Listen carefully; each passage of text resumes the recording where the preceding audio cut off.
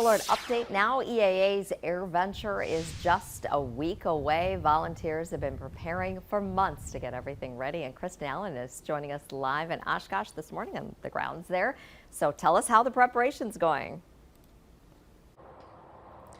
Well, it's sort of the calm before the storm right now. Volunteers, as we've said, have been here getting things ready to go. But next week, next Monday, things are going to look a lot different. There's going to be campers all around on the grounds here around me. Those planes are going to be flying in.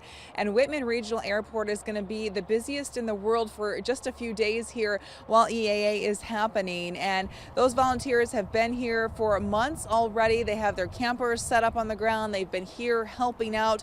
They come from all over the country, from places including Utah, Florida, Alabama, and Missouri, just to name a few, to be part of the greatest aviation celebration. And they do a wide variety of things to get the grounds here ready.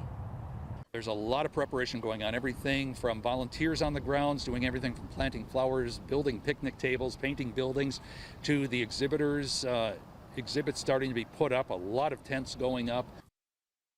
And Kristen, I know you've been covering this so many years and they've been building up to this. Do they have any idea of how many people they're expecting this year?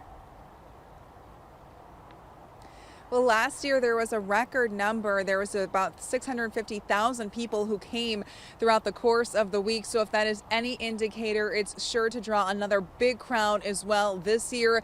And AirVenture starts next Monday and runs through July 30th.